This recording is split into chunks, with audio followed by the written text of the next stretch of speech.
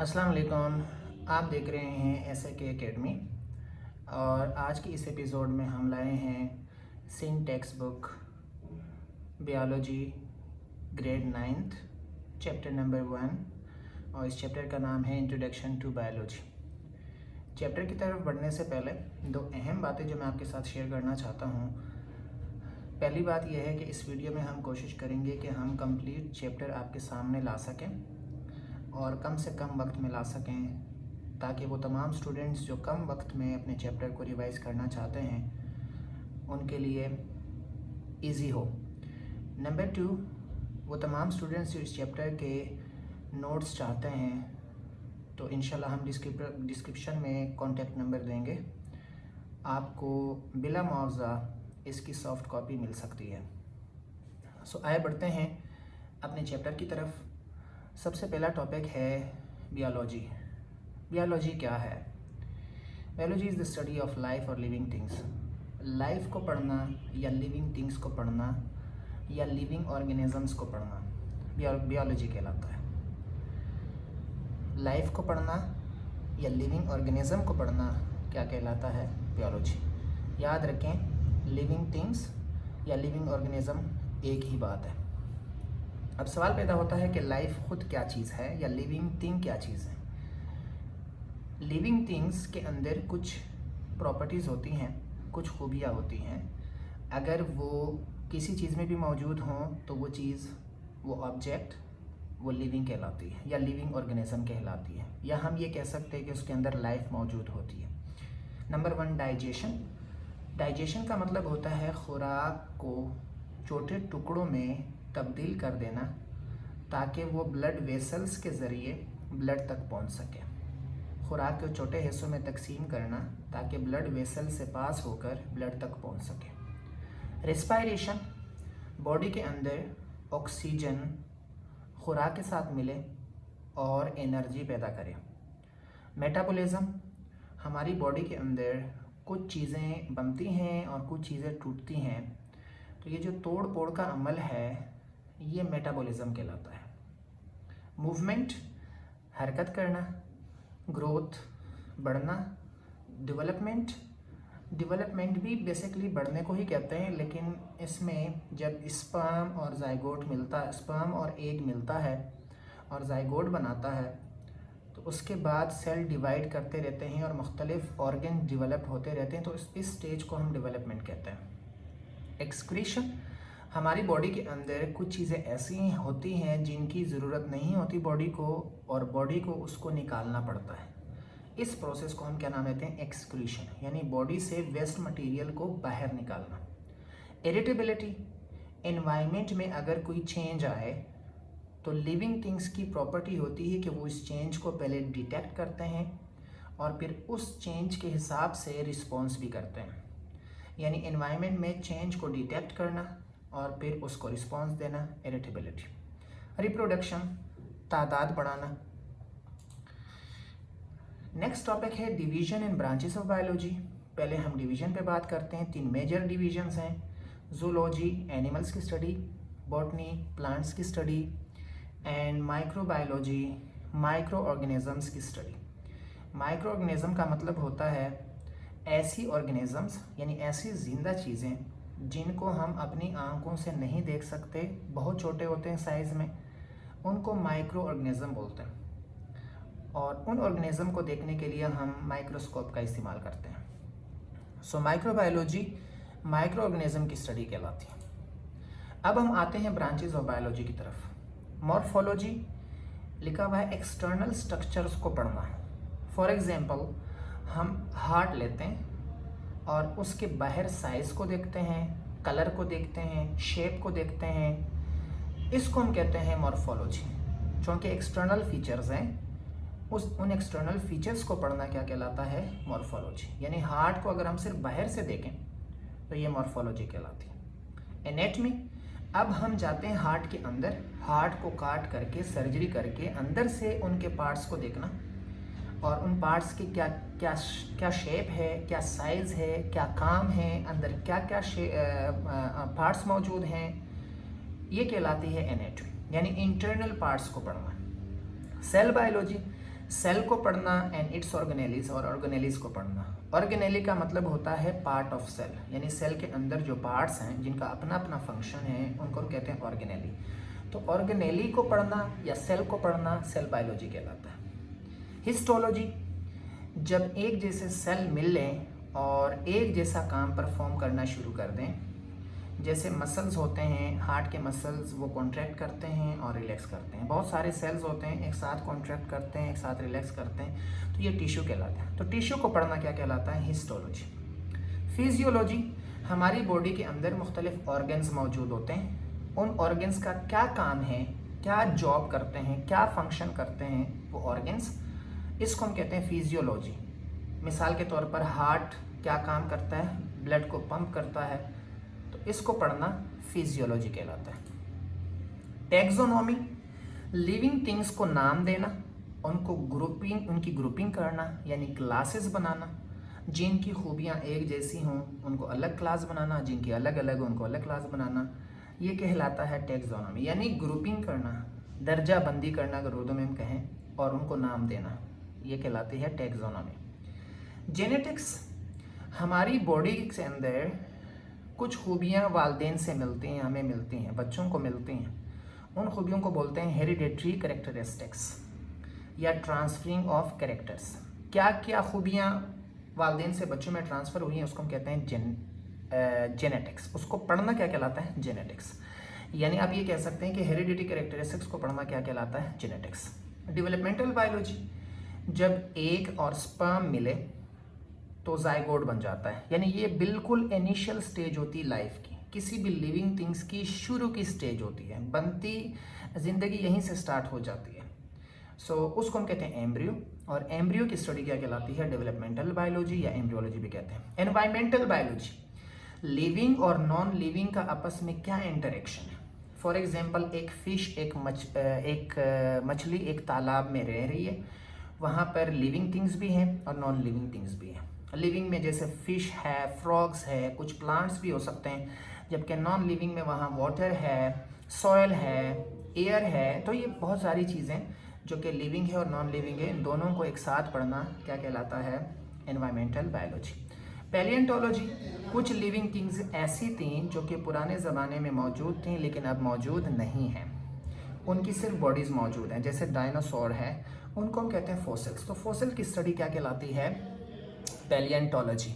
Biotechnology, अगर हम gene में मैनिपुलेशन करें यानी चेंज कर दें और डिज़ायरेबल करेक्टर लेकर आना चाहें, डिज़ायरेबल करेक्टर जो ऐसी खूबी जो हमें चाहिए, मिसाल के तौर पर एक मैंगो है जो कि साइज़ में बहुत बड़ा है और बहुत ज़्यादा ग्रोथ भी होती है लेकिन टेस्ट अच्छा नहीं है, तो उसकी जीन में चेंज करते हैं और उसके टेस्ट को इम्प्रूव करते हैं, क्वालिटी को इम्प्रूव करते हैं, तो उसको हम कहते हैं बायोटेक्नोलॉजी। यानी मैनिपुलेशन करना जीन्स में और फिर उसकी डिज़ायरेबल कैरेक्टर हासिल करना। ठीक है।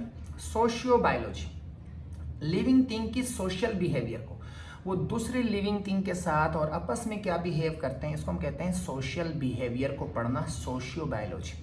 पैरासाइटोलॉजी, पैरासाइट्स को पढ़ना, यानी पैरासाइट्स क्या हैं? वो ऑर्गेनिज्म, वो जिंदा चीज़ें जो दूसरों की बॉडी में रहते हैं, दूसरी लिविंग थिंग्स की बॉडी में रहते हैं और उनको नुकसान भी पहुंचाते हैं, जैसे मॉस्कीटो है, जैसे पेट के कीड़े हैं, ये सारी क्या कहलाती हैं? Parasitology.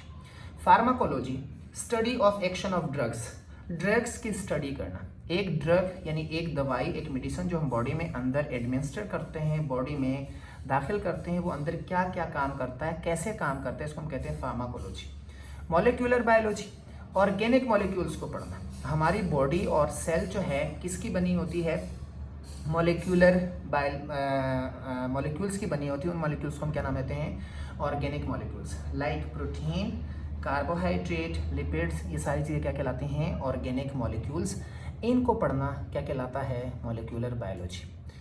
Relationship of biology with other sciences, दूसरे साइंसेस के साथ इसकी क्या रिलेशनशिप है? नंबर 1, बायोफिजिक्स, फिजिक्स की लॉज एंड टेक्निक्स को इस्तेमाल करना बायो के अंदर। यानी फॉर एग्जांपल अगर हम बात करें एक्सरे, ये फिजिक्स की टेक्निक है, एमआरआई फिजिक्स की टेक्निक है, सीटी स्कैन फिजिक्स की टेक्निक है। तो ये टेक्निक्स, ये तरीक़ेकार जो फिजिक्स के हैं वो हम कहाँ इस्तेमाल कर रहे हैं? बायो के अंदर। मुख्तलिफ डिजीज़ की ट्रीटमेंट के लिए, डायग्नोसिस के लिए, ठीक है। तो इसको हम कहते हैं बायोफिज़िक्स। दोबारा रिपीट कर रहा हूँ, मुख्तलिफ फ़िज़िक्स की लॉज और टेक्निक्स को कहाँ इस्तेमाल करना? बायो के अंदर। बायोमेट्री, मैथमेटिक्स को इस्तेमाल करना बायो के अंदर। मैथमेटिक्स की लॉज को, फार्मूलेस को इस्तेमाल करना बायो के अंदर। फॉर एग्जांपल अगर हम एक डेटा लेते हैं तो वो डेटा लाजमन सी बात है नंबर की सूरत में होगा, यानी हम मैथमेटिक्स इस्तेमाल करते हैं। और वो डेटा लिविंग थिंग्स के बारे में हो तो हमने बायोलॉजी को भी रिलेट कर दिया, दो चीज़ों को हमने रिलेट कर दिया, मैथमेटिक्स एंड बायो, ठीक है। तो वो कहलाती है बायोमेट्री। बायोकेमिस्ट्री पहले भी पढ़ चुके हैं, ऑर्गेनिक मॉलिक्यूल्स को पढ़ना, ठीक है। बेसिकली लिविंग थिंग की जो केमिस्ट्री है, यानी लिविंग थिंग किस चीज़ से बनी हुई है, इसको पढ़ना क्या कहलाता है? बायोकेमिस्ट्री या मॉलिक्यूलर बायोलॉजी। नेक्स्ट हमारे पास है बायोजियोग्राफी। जियोग्राफी को लेकर लिविंग थिंग्स को पढ़ना, यानी मुख्तलिफ जियोग्राफी में लिविंग थिंग्स की जो बॉडी स्ट्रक्चर्स हैं, फंक्शंस हैं, दूसरी खूबियाँ मुख्तलिफ होती हैं। अगर हम मिसाल ले लें साउथ अफ्रीका, तो वहाँ पर एक आम इंसान की जो हाइट है वो बहुत मतलब ज़्यादा होती है, ठीक है। तो जियोग्राफी पे डिपेंड करता है कि कौन सी लिविंग थिंग्स कहाँ पर रह रहे हैं, लाजमन सी बात है उस जियोग्राफी का उन लिविंग थिंग्स के ऊपर असर होता है, ठीक है। बहुत सारे लोग गर्मी बर्दाश्त नहीं कर सकते, बहुत सारे लोग सर्दी बर्दाश्त नहीं करते। सर्दी में रहने वाले लोग गर्मी बर्दाश्त नहीं कर सकते क्योंकि जियोग्राफी का असर है। तो जियोग्राफी को लेकर लिविंग थिंग्स को पढ़ना क्या कहलाता है? Bio geography. बायो इकोनॉमिक्स, यहाँ सिंपल मतलब इकोनॉमिक्स का मतलब होता है तिजारत या फिर ट्रेडिंग, ठीक है। सो लिविंग थिंग्स को लेकर उनकी जो प्रोडक्ट, उनसे हासिल होने वाली जो प्रोडक्ट्स है उनको प्रमोट करना, उनको आगे लेके जाना, उनको सेल आउट करना, उनकी यूँ समझ लो कि ट्रेडिंग करना, ठीक है। इसको हम क्या नाम देते हैं? Bio economics. यानी हम जस्ट आसान अल्फाज में कि हम अगर लिविंग थिंग्स की तिजारत की बात करें तो उसको हम कहते हैं bio economics. Careers in biology, biology जो स्टूडेंट्स पढ़ते हैं वो कहाँ कहाँ जा सकते हैं? Number 1 medicine and surgery, medicine and surgery में जा सकते हैं। मेडिसिन एंड सर्जरी का मतलब ये होता है कि मुख्तलिफ डिजीज़ जो है, बीमारियाँ, उनकी डायग्नोसिस होती है, उनकी ट्रीटमेंट होती है। और सर्जरी में ये होता है कि रिपेयरिंग होती है, जैसे कट लगा तो उसकी स्टिचेस लग जाती हैं, रिपेयरिंग कहलाता है। रिप्लेसमेंट यानी फॉर एग्जांपल एक किडनी फेल है और उसकी जगह हमने दूसरी किडनी लगा दी, रिप्लेसमेंट हो गई। या रिमूवल का मतलब कभी कभी ऐसा होता है कि एक बॉडी फंक्शन अच्छा परफॉर्म नहीं कर रहा है तो उसको बॉडी से हम निकाल लेते हैं। तो मेडिसिन का मतलब ट्रीटमेंट करना, डायग्नोसिस करना, और सर्जरी का मतलब कुछ पार्ट्स को रिप्लेस करना या रिमूव करना या रिपेयर करना बॉडी के अंदर, ठीक है। सो डॉक्टर बन सकता है सिंपल अल्फाज में, नंबर 1। Number 2 agriculture. एग्रीकल्चर का मतलब क्रॉप्स और एनिमल्स की ग्रोथ, उनको ग्रो करना और उनसे मुफीद यूज़फुल प्रोडक्ट्स हासिल करना, ठीक है। वेजिटेबल्स हैं, डेयरी प्रोडक्ट्स हैं, क्रॉप्स हैं, फ्रूट्स हैं, ये हम इसमें ग्रो कर सकते हैं। एक बायोलॉजी पढ़ने वाला स्टूडेंट्स यहाँ भी जा सकता है।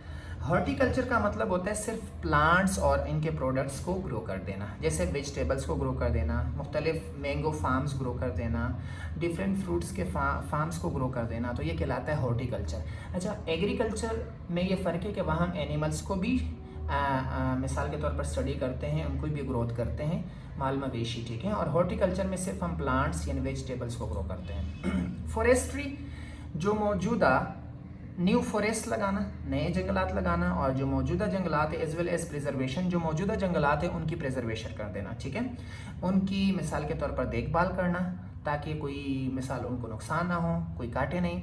और न्यू फॉरेस्ट भी लगाना, जैसे पाकिस्तान में बिलियन ट्री सुनामी का इमरान खान का प्रोजेक्ट था, तो ये फॉरेस्ट्री में आता है। फार्मिंग, मुख्तलिफ फार्मिंग करना, जिसमें हमारे पास फ़िश फार्मिंग हो सकती है, कैटल फार्मिंग हो सकती है, पोल्ट्री फार्म हो सकता है। तो ये फार्मिंग जो है ये इस फील्ड से ताल्लुक़ रखता है, एक बायोलॉजी पढ़ने वाला यहाँ भी जा सकता है। एनिमल हस्बेंड्री, एनिमल यानी ऐसी ब्रीडिंग करना जो कि हमारे लिए बेनिफिशियल।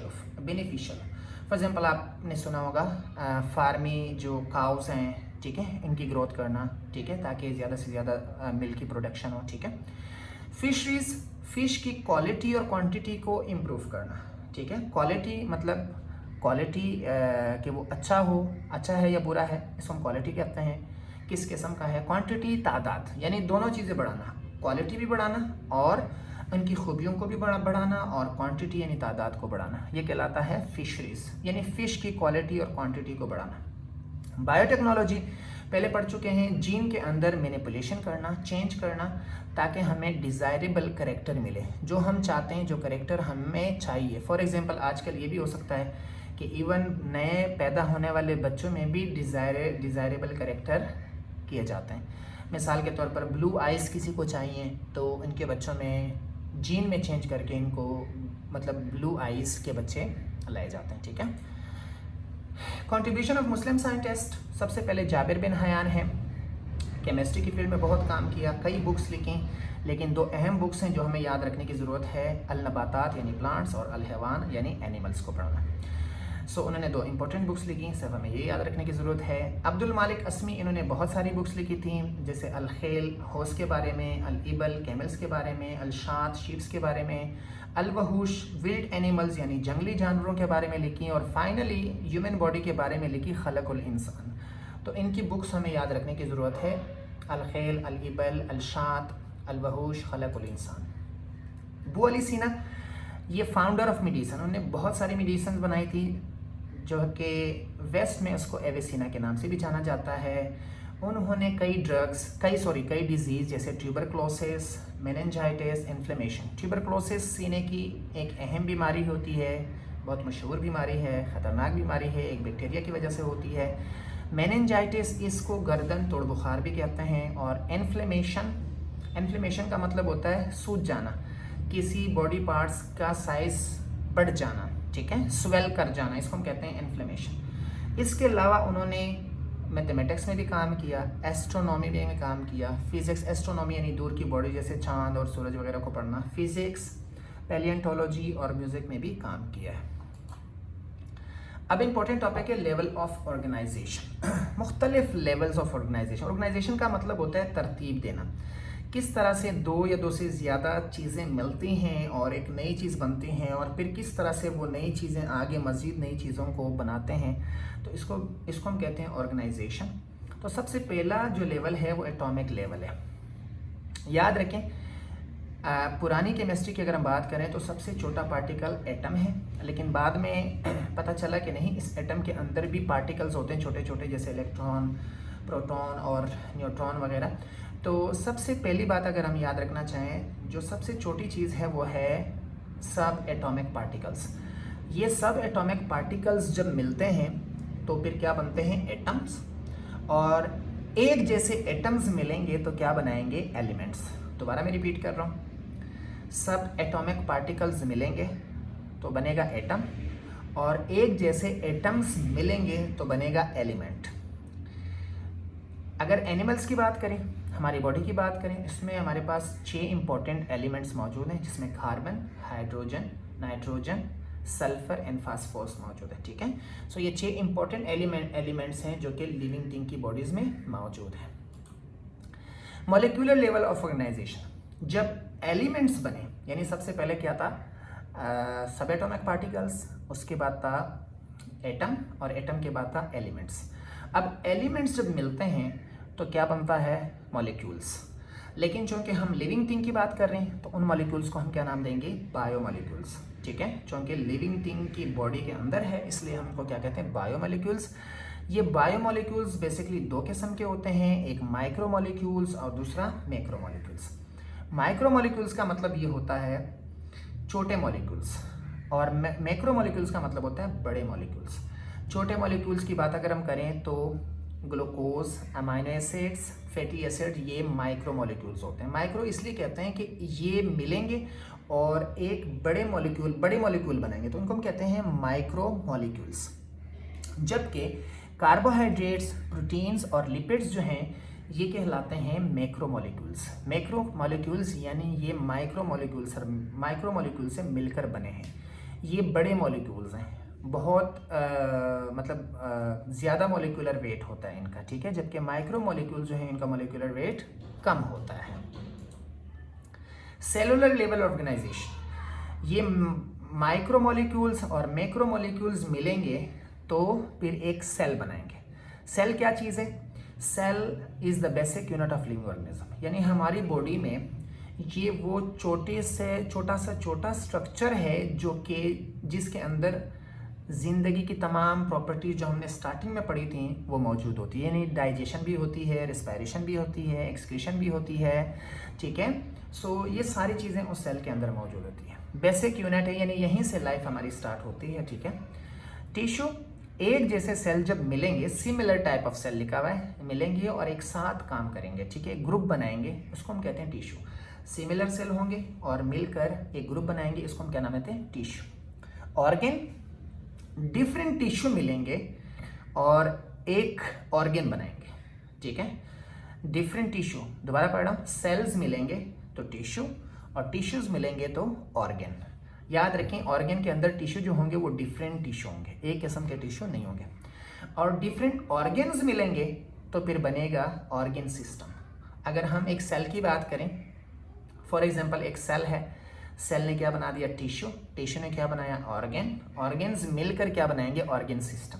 अगर हम डाइजेस्टिव सिस्टम की बात करते हैं तो डाइजेस्टिव सिस्टम के अंदर जैसे ओरल कैविटी है, जिसको बकल कैविटी भी बोलते हैं, फिर फेरेंक्स है, एजोफेगस है, फिर नीचे स्टमक है, स्टमक के बाद इंटेस्टाइन है, स्मॉल इंटेस्टाइन, लार्ज इंटेस्टाइन, और चलते हुए एनएस पे बात खत्म हो जाती है। तो ये सारे डिफरेंट ऑर्गन्स हैं और ये सारे ऑर्गन्स मिलकर एक सिस्टम बनाते हैं जिसको हम कहते हैं डाइजेस्टिव सिस्टम। इसलिए मैं दोबारा रिपीट कर रहा हूँ कि जब सेल मिलेंगे तो टिश्यू, टिश्यू मिलेंगे तो ऑर्गन, और ऑर्गन्स मिलेंगे तो ऑर्गन सिस्टम, और फिर मुख्तलिफ ऑर्गन सिस्टम, मिसाल के तौर पर digestive, respiratory system, circulatory system, nervous system, ये सारे सिस्टम जब मिलते हैं तो क्या बनता है, एक कंप्लीट ऑर्गेनिज्म, एक जिंदा चीज़ बनती है। When different organ system function in, ये सारे जो ऑर्गन सिस्टम है एक साथ कोऑर्डिनेटेड वे में काम करेंगे। यानी ऐसा नहीं होगा कि बस एक ही ऑर्गन सिस्टम काम कर रहा है और दूसरे को पता नहीं है, नहीं, ये सारे कोऑर्डिनेटेड ऐसा काम करेंगे जो कि हमारी बॉडी को नीड होती है, ठीक है। ये नहीं कि रिस्पायरेटरी सिस्टम काम करेगा तो डाइजेस्टिव नहीं करेगा, या फिर सर्कुलेटरी काम करेगा तो एक्सक्रीटरी काम नहीं करेगा, नहीं। एक ऑर्गेनिज्म के अंदर इन सब ऑर्गन सिस्टम को प्रॉपर तरीके से काम करना चाहिए। दोबारा मैं रिपीट कर रहा हूँ इस चीज़ को, क्योंकि इंपॉर्टेंट है। सेल मिलेंगे तो टिश्यू, डिफरेंट टिश्यूज मिलेंगे तो ऑर्गन, और डिफरेंट ऑर्गन्स मिलेंगे तो ऑर्गन सिस्टम, और डिफरेंट ऑर्गन सिस्टम मिलेंगे और वो काम करेंगे कोऑर्डिनेटेड वे में एक प्रॉपर तरीके से, तो उसको हम क्या नाम देते हैं, organism. Taxonomic level, taxonomic level का मतलब ये होता है कि हम लिविंग थिंग्स को मुख्तलिफ ग्रुप्स में डिवाइड करते हैं। जिनकी खूबियाँ एक जैसी होती हैं उनका अलग ग्रुप बनाते हैं, जिनकी खूबियाँ अलग अलग होती हैं उनको हम अलग अलग ग्रुप में रखते हैं। फॉर एग्जांपल, तमाम इंसानों की खूबियाँ एक जैसी हैं तो उनको हमने एक ग्रुप बना दिया जिसको हम नाम देते हैं स्पीशी। इसी तरह तमाम कैट्स की खूबियाँ अलग होती हैं, वो अलग स्पीशी हैं।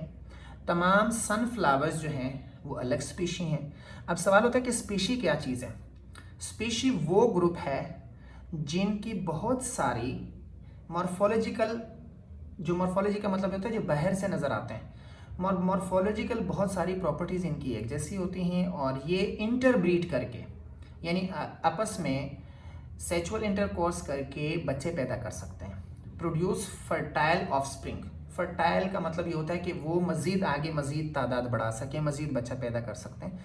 और एक बात और है जो यहाँ का मेंशन नहीं है कि उनमें क्रोमोसोम नंबर्स सेम होते हैं। मैं दोबारा रिपीट कर रहा हूँ, स्पीशी क्या चीज़ है, ऐसा ग्रुप जिनकी बहुत सारी खूबियाँ क्या हों, एक जैसे हों, और उनमें क्रोमोसोम की तादाद भी क्या हों, एक जैसा हो, और फर्दर ये कि वो आपस में मिलें और अपनी तादाद बढ़ा सकें। पॉपुलेशन लेवल, पॉपुलेशन लेवल का मतलब ये होता है कि जब सिमिलर स्पीशीज़, यानी एक जैसी स्पीशी जो कि एक जगह पर रहते हैं, सिमिलर हैबिटेट, स्पेसिफिक हैबिटेट लिखा हुआ है।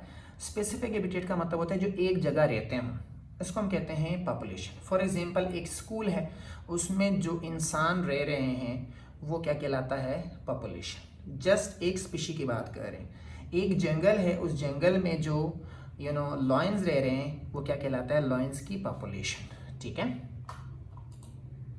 कम्युनिटी लेवल, जब मुख्तलिफ पॉपुलेशंस मिलेंगी तो क्या बनेंगी, कम्युनिटी। फॉर एग्जांपल, अगर हम फॉरेस्ट की बात करें तो उस फॉरेस्ट में, या अगर हम तालाब की बात करें तो उस तालाब में फ़िश की तादाद, फ्रॉग्स, ठीक है, मज़ीद कुछ प्लांट्स हैं, तो इन सब को मिलकर हम क्या कहते हैं, कम्युनिटी, यानी जिसमें मुख्तलिफ पॉपुलेशंस हो, डिफरेंट पॉपुलेशंस हो, ठीक है। इकोलॉजिकल सिस्टम, अब जब लिविंग थिंग्स हम किसके साथ मिलाएं, नॉन लिविंग थिंग के साथ, जैसे अभी हमने पॉन्ड की बात की थी, तो उस पॉन्ड में फ़िश भी है, फ्रॉग भी है, फ्रॉग के अलावा प्लांट्स भी हैं, और प्लांट्स के अलावा नॉन लिविंग थिंग्स भी हैं, जैसे सॉयल है, वाटर है, स्टोन्स हैं, कुछ और भी चीज़ें, एयर भी मौजूद हैं। तो लिविंग एंड नॉन लिविंग दोनों जब मिल जाएं तो उसको हम कहते हैं इकोलॉजिकल सिस्टम, ठीक है। लिविंग्स को किसके साथ पढ़ना, नॉन लिविंग के साथ, इसको हम क्या नाम देते हैं, इकोलॉजिकल सिस्टम। बायोस्फीयर लेवल, अर्थ वियर लाइफ एग्जिस्ट, ज़मीन का वो हिस्सा जहाँ पर ज़िंदगी एग्जिस्ट करती है, ज़िंदगी मौजूद है।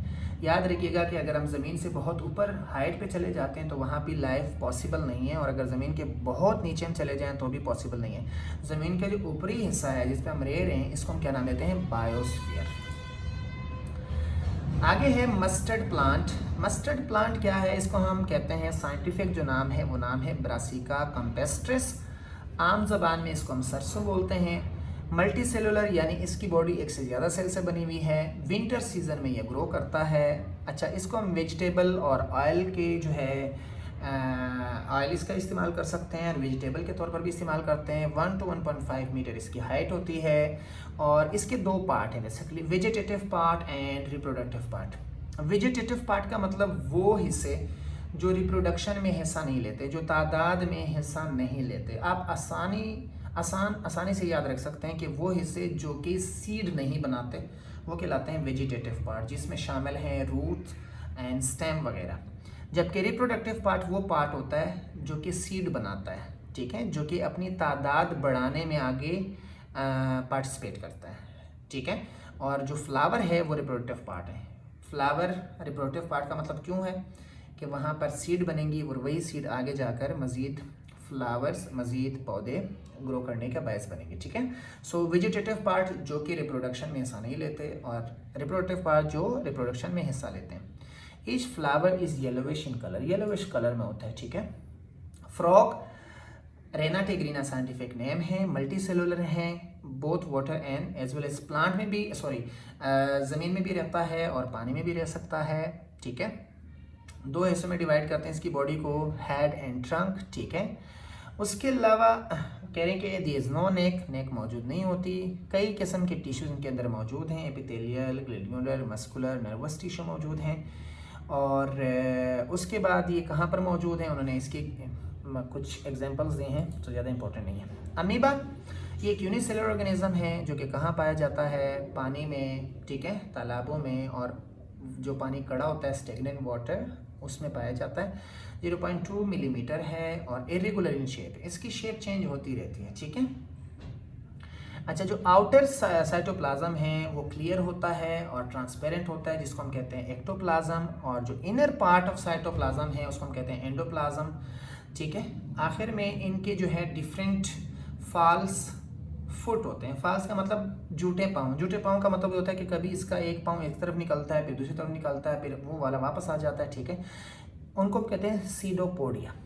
सो आज के इस चैप्टर का आखिरी टॉपिक है वॉल्वॉक्स।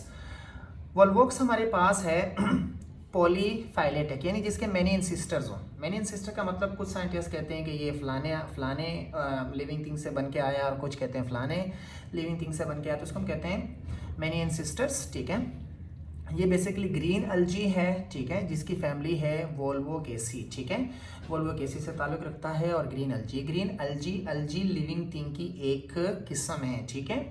सो ये कहते हैं कि स्फेरिकल कॉलोनीज बनाता है, और 500 सेल्स में भी 50,000 सेल्स मिलके भी कॉलोनी बना सकते हैं। कॉलोनी का मतलब एक साथ रहते हैं, ठीक है। फ्रेश वाटर में रहते हैं, हैबिटेट का मतलब जहाँ ये रहते हैं, तो फ्रेश वाटर में रहते हैं ये, ठीक है। 2 फ्लैजिला होते हैं, एक लंबे लंबूतरे थ्रेड लाइक स्ट्रक्चर्स होते हैं, ठीक है, इसको हम कहते हैं फ्लैजिला। इसके अंदर क्लोरोफिल मौजूद हैं, इसलिए ये अपनी खुराक खुद बना सकते हैं। आगे लिखा है फूड बाय फोटोसिंथेसिस। फोटोसिंथेसिस क्या चीज़ है? फोटोसिंथेसिस वो अमल होता है जिसमें लिविंग थिंग्स अपनी खुराक बनाते हैं। कैसे बनाते हैं? बाहर से कार्बन डाइऑक्साइड और वाटर एंड सनलाइट की मौजूदगी में carbon dioxide and water convert हो जाते हैं ग्लूकोज में। रिपीट कर रहा हूँ, सनलाइट की मौजूदगी में वाटर एंड कार्बन डाइऑक्साइड मिलकर क्या बनाए? ग्लूकोज बनाए। ठीक है, इसको हम कहते हैं फोटोसिंथेसिस। तो इसके अंदर क्लोरोफिल मौजूद होता है। क्लोरोफिल का काम ये होता है कि सनलाइट को कैप्चर करता है। जब सनलाइट पड़ती है तो क्लोरोफिल उसको कैप्चर करके अवेलेबल करता है प्लांट्स के लिए। उसके अलावा ये वो कहते हैं कि एक्वेटिक भी है। ठीक है, एक्वेटिक का मतलब ये है कि जी this photosynthesis organism are an important part of many aquatic ecosystem. ये एक्वेटिक यानी पानी वाला सिस्टम, वो इकोसिस्टम जिसमें पानी मौजूद हो। ठीक है, उसको हम कहते हैं एक्वेटिक इकोसिस्टम। कह रहे हैं कि ये फोटोसिंथेसिस ऑर्गेनिज्म बहुत अहम है कुछ एक्वेटिक इकोसिस्टम के लिए। Volvox are not harmful to humans because they don't produce any कोई टॉक्सिक यानी जहरीले प्रोडक्ट्स या जहरीले कंपाउंड्स रिलीज़ नहीं करते, जहरीले सब्सटेंसेस नहीं बनाते, इसलिए ह्यूमन के लिए यूँ समझ लें कि जी ख़तरनाक नहीं है। सो आज हमारा चैप्टर ख़त्म हुआ। उम्मीद करते हैं कि आपको इस चैप्टर की समझ आ गई होगी। फर्दर भी अगर आपके कोई क्वेश्चंस वगैरह हैं तो आप हमसे कर सकते हैं। Thank you. अल्लाह हाफिज़।